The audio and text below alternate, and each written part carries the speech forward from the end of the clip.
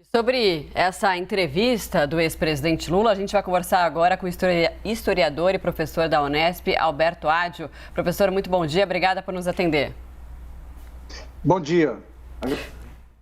Professor, o que declarações como essa podem impactar ou desidratar a candidatura do ex-presidente Lula para as eleições do ano que vem? Eu penso que há um aspecto bastante difícil para o Lula.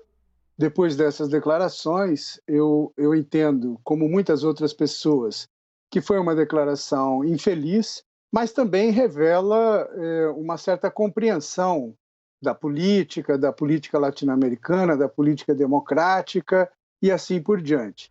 Acho que impacta mesmo e não é à toa que diversas pessoas se manifestaram.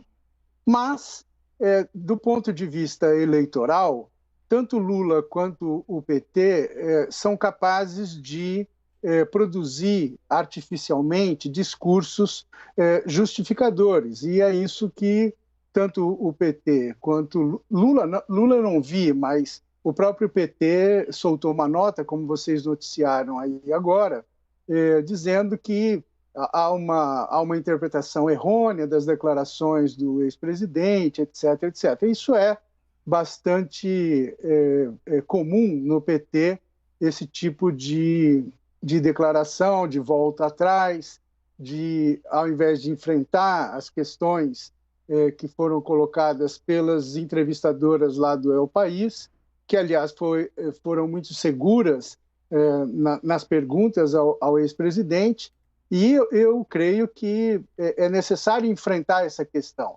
O Lula não pode, de maneira alguma, isentar-se das questões que aparecem na América Latina, que são, evidentemente, atitudes antidemocráticas contra a liberdade política, a liberdade de expressão, contra a alternância no poder, aquilo que ele declara ser favorável, de repressão a candidatos opositores na Nicarágua, de controle, né, dos recursos para setores da oposição que vencem na Venezuela e de problemas os mais graves contra a democracia que se passa em Cuba. Então, o Lula é um personagem brasileiro, da democratização brasileira importante, ele é reconhecido mundialmente e ele não pode, de maneira nenhuma, como a liderança de um grande país como o Brasil, se furtar a perceber o problema da democracia nesses países. Se o Lula diz, efetivamente, que o Brasil é maior do que Bolsonaro, o Brasil precisa de representantes que defendam a democracia, lutem pela democracia, e isso não é pouco numa sociedade como a brasileira.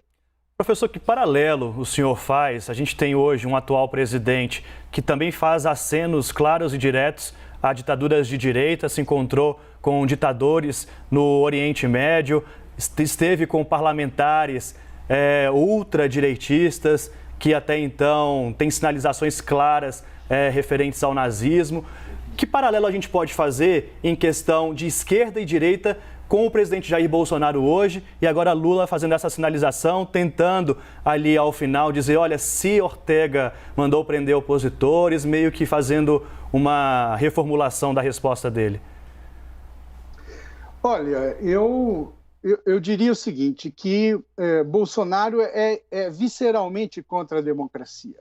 Está claro pela sua história, está claro pelos seus discursos, está claro pelas suas iniciativas, está claro pelo seu governo. Não há efetivamente dúvida sobre isso. Bolsonaro é um personagem político que significa uma ameaça à democracia. Em relação à esquerda, eu acho que tem que ficar claro que existem várias esquerdas. Eu vou falar aqui do PT, espero que seja possível falar sinteticamente sobre isso. O PT guarda, desde as suas origens, né, a comunhão de diversas forças políticas. Nós sabemos que uma delas é o sindicalismo, da onde vem Lula, a outra é a teologia da libertação, que vem da Igreja Católica, daquela fase da Igreja Católica da opção pelos pobres, e a outra grande corrente dentro do PT são dos ex-militantes da luta armada no Brasil. Então, existem vários exemplos disso, e o mais famoso e evidente é o José Dirceu, que participou de tudo isso, mas aderiram depois à democracia, à participação eleitoral e tudo mais.